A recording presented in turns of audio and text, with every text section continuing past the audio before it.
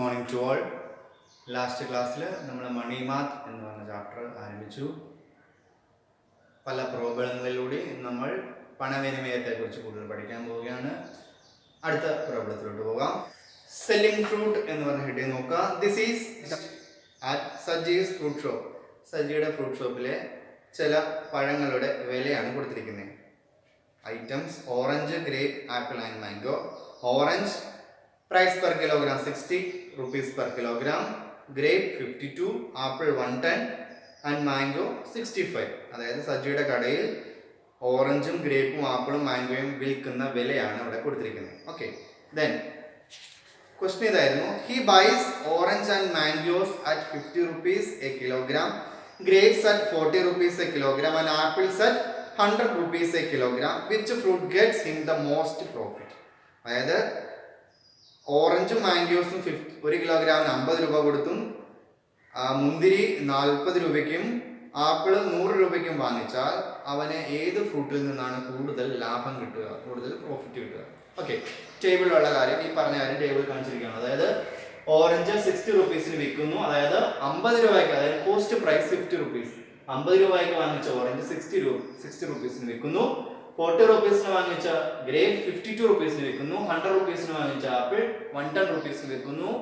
50 റുപ്പീസിന് വാങ്ങിച്ച മാംഗോ 65 റുപ്പീസിന് വിൽക്കുന്നു. അങ്ങനെയാണെങ്കിൽ ഏത് ഫ്രൂട്ടിൽ നിന്നാണ് സജിക്ക് കൂടുതൽ പ്രോഫിറ്റ് കിട്ടുക?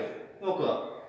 ഇപ്പൊ ഇവിടെ നമ്മൾ ഡയറക്റ്റ് ആയിട്ട് നോക്കിയാൽ അതായത് എന്താണ്, ഓറഞ്ചിനും മാംഗോയ്ക്കും 50 രൂപ വീതമായിരുന്നു ആണല്ലോ. അങ്ങനെയെങ്കിൽ എത്ര രൂപ ലാഭം കിട്ടും? 1 കിലോഗ്രാമിൽ നിന്ന് കിട്ടുന്ന പ്രോഫിറ്റ് പെർ കിലോഗ്രാം, 1 കിലോഗ്രാമിൽ നിന്ന് ഈ സാധനം ഐറ്റമിൽ നിന്ന് കിട്ടുന്ന പ്രോഫിറ്റ് നോക്കുക. ഓറഞ്ചിന് എത്ര രൂപ കിട്ടും? 10 രൂപ കിട്ടും. ഓക്കെ, ഗ്രേപ്പിനോ 12 രൂപ കിട്ടും. ആപ്പിളിന് 10 രൂപ കിട്ടും. മാംഗോയ്ക്ക് 15 രൂപ കിട്ടും. നോക്കുക. ഇപ്പൊ നമുക്ക് 50 രൂപയ്ക്ക് വാങ്ങിച്ച ഓറഞ്ചിന് 60 രൂപ കിട്ടും. അതേ സാധനം 50 രൂപയ്ക്ക് വാങ്ങിച്ച മാംഗോയ്ക്ക് 65 രൂപ കിട്ടും. അപ്പൊ ഏതാ ഈ രണ്ട് ഐറ്റം മാത്രം എടുക്കുകയാണെങ്കിൽ ഏതിനാ കൂടുതൽ കിട്ടുക?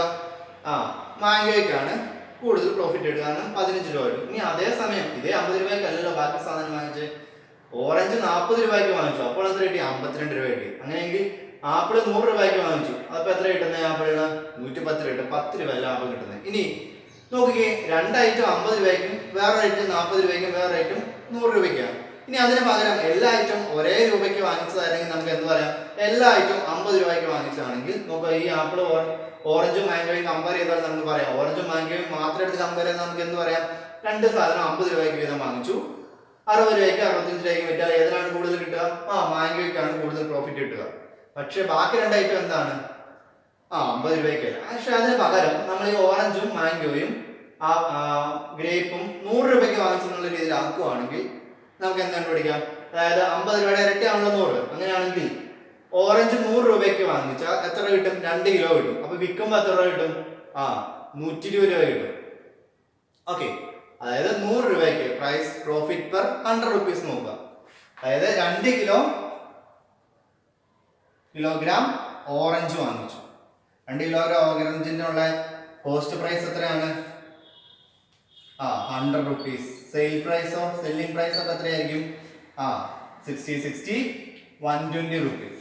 ഓക്കെ, അങ്ങനെയെങ്കിൽ ഇനി 2 കിലോഗ്രാം മാംഗോയ്ക്ക് 2 കിലോഗ്രാം എത്ര? അത് 100 റുപ്പീസ് ആണ്. സെയിൽ പ്രൈസ് എത്ര വരും? 130. ഓക്കെ, ഇനി അതിന് പകരം 1 കിലോഗ്രാം ആപ്പിൾ, അതിന് എത്ര രൂപ കിട്ടും? 100 രൂപയാണ് കോസ്റ്റ് പ്രൈസ്. സെല്ലിംഗ് പ്രൈസ് എത്രയാണ്? 110. പക്ഷെ അതേസമയം ഗ്രേപ്പിന് എത്രയാവും? 2.5 കിലോഗ്രാം വാങ്ങിക്കുമ്പോൾ എന്താവും? 100 രൂപയാവും. 2.5 കിലോഗ്രാം ഗ്രേപ്പ്. 1 കിലോഗ്രാമിന് 40, 2 കിലോഗ്രാം 80 ആവും. 2.5 കിലോഗ്രാം 100 ആവും. അപ്പൊ 100 രൂപയ്ക്ക് 2.5 കിലോഗ്രാം കിട്ടും. വിൽക്കുമ്പോൾ എത്ര കിട്ടും? 2.5 into 52, 582 into 52 ചെയ്യുമ്പോൾ എത്ര വരും? 130 റുപ്പീസ് കിട്ടും. നോക്കുക, 180 ഡിഗ്രി അല്ല, 130 റുപ്പീസ് നോക്കുക. അപ്പൊ നോക്കിക്കും, 100 രൂപയ്ക്ക് 4 ഐറ്റം വാങ്ങിക്കുമ്പോൾ നമുക്ക് കിട്ടുന്ന എത്രയാ? 120 റുപ്പീസ് കിട്ടും. പ്രോഫിറ്റ് നോക്കുക, അന്നേരത്തെ പ്രോഫിറ്റ് 20 രൂപ, 30 രൂപ, 10 രൂപ, 30 രൂപ. നോക്കുക, അതായത് 100 രൂപയ്ക്ക് ഓരോ ഐറ്റം വാങ്ങിക്കുമ്പോൾ നമുക്ക് എത്ര രൂപ വെച്ച് കിട്ടും? ഓറഞ്ചിന് 20 രൂപ കിട്ടും, മാംഗോയ്ക്ക് 30 രൂപ കിട്ടും, ആപ്പിളിന് 10 രൂപ കിട്ടും, ഗ്രേപ്പിന് 30 രൂപ കിട്ടും. അപ്പൊ ഇപ്പൊ ഇവിടെ നോക്കിക്കേ, ഓരോ ഐറ്റവും 100 രൂപയ്ക്ക് വീതം വാങ്ങിച്ചപ്പോൾ നമുക്ക് എത്ര രൂപ വീതം കിട്ടി? ഏതിനൊക്കെയാണ്? മാംഗോയ്ക്കും ഗ്രേപ്പിനും എത്ര രൂപ വീതം കിട്ടി? 30 രൂപ വീതം കിട്ടി. അതായത് അപ്പൊ ഏതാണ്? മാംഗോയും ഗ്രേപ്പും വെക്കുമ്പോഴാണ് അവന് കൂടുതൽ പ്രോഫിറ്റ് കിട്ടുക. നോക്കിക്കേ, അപ്പൊ നോക്കിക്കേ, എപ്പോഴും നമുക്ക് എന്ത് സംഭവിക്കണം? ഓരോ തവണയും നമ്മൾ വേറെ ഒരു ഐറ്റം നമ്മൾ എന്താണ് എല്ലാത്തിനും ഇതുപോലെ 100 രൂപയാക്കി കൺവേർട്ട് ചെയ്തുകൊണ്ടിരുന്നത് എന്താണ്? നമുക്ക് ഭയങ്കര പാടല്ലേ? അപ്പൊ അതിന് പകരം നമ്മൾ ചെയ്യാൻ പോകുന്നതാണ്, അതായത് നമ്മൾ വാങ്ങിക്കുന്നതിനേക്കാൾ എത്ര പെർസെൻറ്റേജ് കൂട്ടിയാണ് നമ്മൾ വിൽക്കുന്നത്, അല്ലെങ്കിൽ എത്ര പെർസെൻറ്റേജ് വാങ്ങിക്കുന്ന വിലയിലേക്കാൾ എത്ര പെർസെൻറ്റേജ് നമുക്ക് കൂടുതൽ കിട്ടി, അങ്ങനെ കണ്ടുപിടിക്കാൻ പറ്റുമല്ലോ. അതായത് ഒരു എക്സാമ്പിൾ പറഞ്ഞാൽ, ഓറഞ്ച് 50 റുപ്പീസിന് വാങ്ങിച്ചു, നമ്മളത് 60 റുപ്പീസിന് വിറ്റു. അങ്ങനെയെങ്കിൽ എത്ര പെർസെൻറ്റേജ് ആയിരിക്കും നമുക്ക് കൂടുതൽ കിട്ടുക? അപ്പൊ ഓരോ തവണ ഇങ്ങനെ കണ്ടുപിടിക്കുന്നവരെ നോക്കുക, ഓറഞ്ചിന് എത്ര പെർസെൻറ്റേജ് വില കൂടുതൽ കിട്ടി നോക്കുക. അപ്പൊ അതിനായിട്ട് എന്താ കണ്ടുപിടിക്കേണ്ടത്? നമുക്ക് വാങ്ങിച്ച വില അറിയാം, വിറ്റ് വില അറിയാം, നമുക്ക് എത്ര രൂപ പ്രോഫിറ്റ് കിട്ടും എന്ന് അറിയാലോ. വാങ്ങിച്ച വിലയുടെ എത്ര ശതമാനമാണ് നമുക്ക് പ്രോഫിറ്റ് കിട്ടിയത് നോക്കുക. അപ്പൊ ഏറ്റവും കൂടുതൽ പ്രോഫിറ്റ് കിട്ടുന്ന ഏതാണോ, എത്ര ശതമാനമാണോ, അതായിരിക്കും കൂടുതൽ ലാഭമായിട്ട് നോക്കുക. അപ്പൊ അതായത് ഓറഞ്ചിന് 10 രൂപ പ്രോഫിറ്റ് കിട്ടും, 1 കിലോഗ്രാം ഓറഞ്ച് വിൽക്കുമ്പോൾ 10 രൂപ പ്രോഫിറ്റ് കിട്ടും.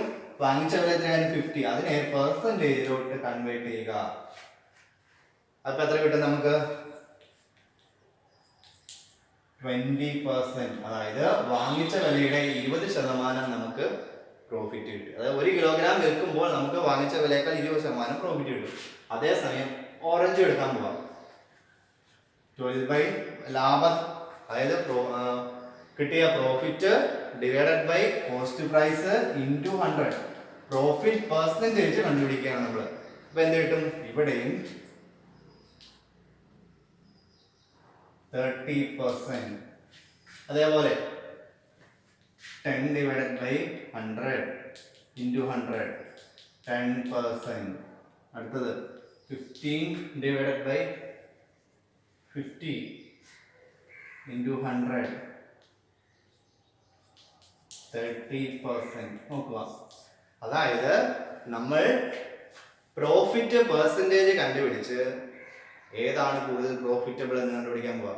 പ്രോഫിറ്റ് പെർസെൻറ്റേജ് കണ്ടുപിടിക്കാണ്ട് എന്ത് ചെയ്താൽ മതി? നമുക്ക് കിട്ടുന്ന profit divided by cost price into 100. Profit percent is equal to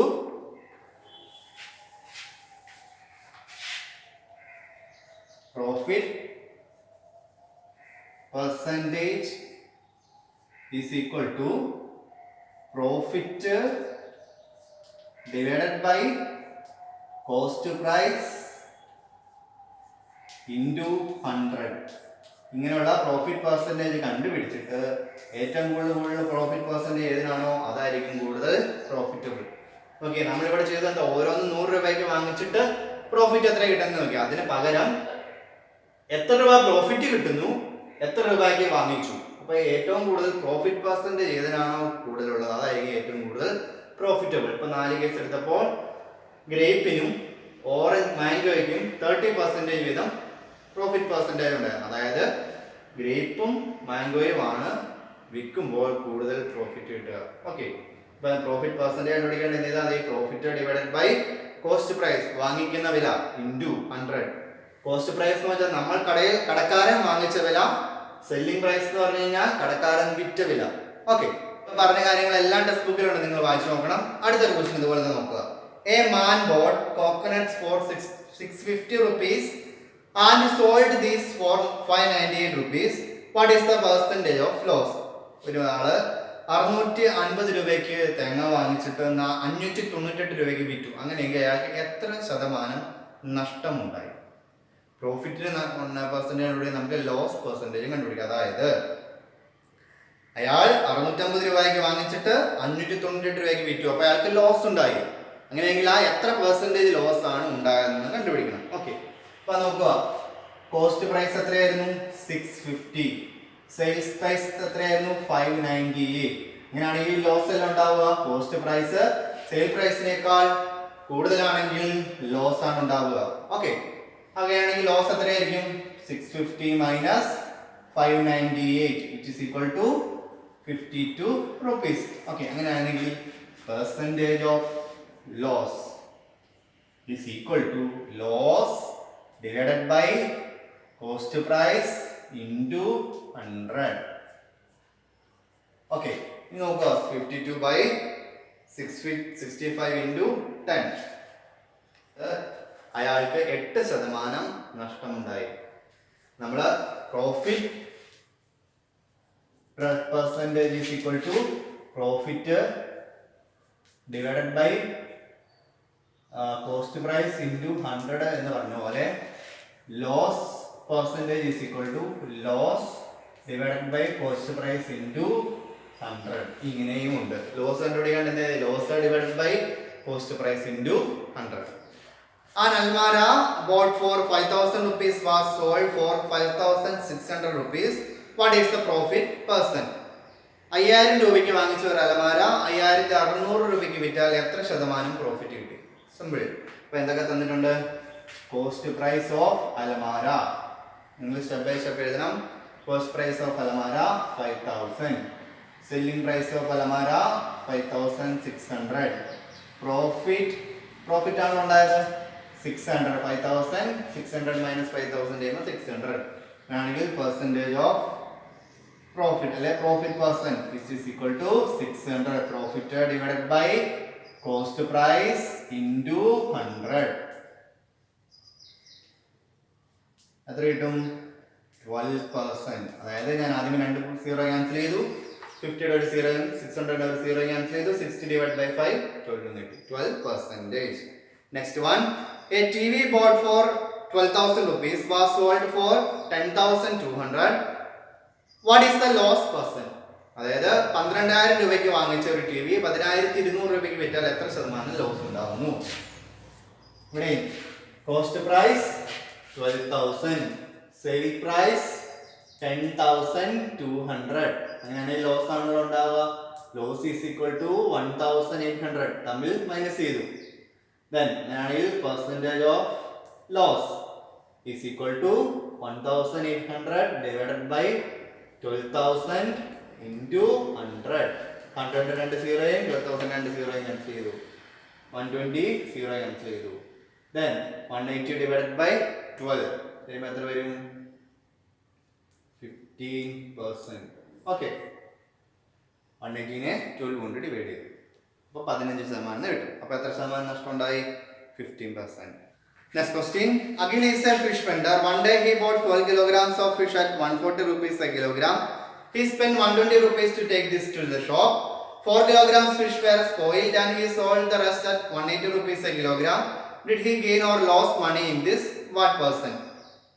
Akhil ഒരു മീൻ കച്ചവടക്കാരനാണ്. അവൻ ഒരു ദിവസം 1 കിലോയ്ക്ക് 140 രൂപ വെച്ച് 12 കിലോഗ്രാം മീൻ വാങ്ങിച്ചു. അത് 120 രൂപ മുടക്കി തന്റെ കടയിലോട്ട് കൊണ്ടുവരികയും ചെയ്തു. ഓക്കെ, അങ്ങനെയെങ്കിൽ അത് അങ്ങനെ കൊണ്ടുവന്നതിൽ 12 കിലോഗ്രാമിൽ 4 കിലോഗ്രാം കേടായി പോവുകയും ചെയ്തു.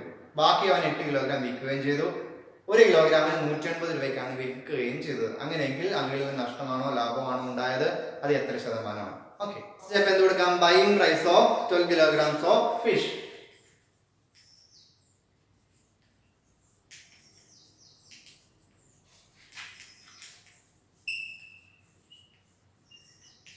എത്ര രൂപയ്ക്കാണ് വാങ്ങിച്ചത്? ഇപ്പൊ എന്താണ്? 12 into 140 എത്ര കിട്ടും? 1,680 rupees. 1 കിലോഗ്രാമിൽ 140 രൂപ വെച്ച് 12 കിലോഗ്രാം വാങ്ങിക്കുമ്പോൾ 1,680. Then second step, expense to take them the shop. കടയിലോട്ട് കൊണ്ടുവന്നപ്പോൾ expense to take them, അത് ഷോപ്പിലോട്ട് കൊണ്ടുവരാൻ എത്ര രൂപ ചിലവായി? 120 rupees. അങ്ങനെയാണെങ്കിൽ എന്ത് കൊടുക്കാം? Total cost price is equal to cost price. ഇത് രണ്ടും കൂടെ ആഡ് ചെയ്യുന്നതല്ലേ? 1,680 പ്ലസ് 120. അതായത് കോസ്റ്റ് പ്രൈസ് എന്ന് പറഞ്ഞാൽ വിൽക്കുന്നതിന് മുമ്പുള്ള ആകെ ടോട്ടൽ ചെലവ്, അതാണ് കോസ്റ്റ് പ്രൈസ് ഉദ്ദേശിക്കുന്നത്. അപ്പോൾ എത്ര വരും? 1,800. ഓക്കെ, 1,800 രൂപ ചെലവായി. Then weight of fish sold, എത്ര കിലോഗ്രാം ആണ് വിറ്റത്? തന്നിട്ടുണ്ടായിരുന്നു 4 കിലോഗ്രാം കേടായി. അപ്പൊ എന്താണ്? 12 മൈനസ് 4 8 കിലോഗ്രാം, 8 കിലോഗ്രാം വിറ്റു. അങ്ങനെയെങ്കിൽ സെല്ലിംഗ് പ്രൈസ്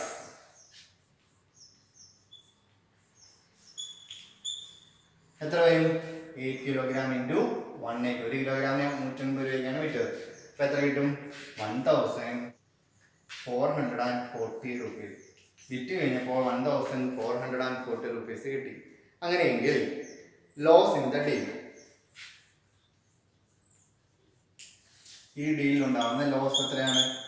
1800 രൂപ ചിലവായപ്പോൾ 1440 രൂപ കിട്ടുള്ളൂ. അപ്പോൾ എന്താണ് 1800 മൈനസ് 1440 എത്ര വരും? 360 റുപ്പീസ്. ഇനി എന്ത് ചെയ്യാം?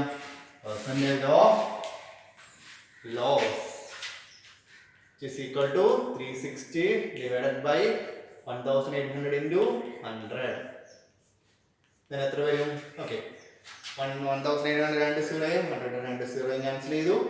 Then 360 by 180 20%. എത്ര രൂപ നഷ്ടം ഉണ്ടായി? 20% റുപ്പീസ് ലോസ്. ഇന്ന് ഡിസ്കസ് ചെയ്ത എല്ലാ പ്രോബ്ലങ്ങളും നന്നായിട്ട് മനസ്സിലാക്കി പഠിക്കുക. എന്തെങ്കിലും ഡൗട്ട് ഉണ്ടെങ്കിൽ ചോദിക്കുക. Okay, thank you.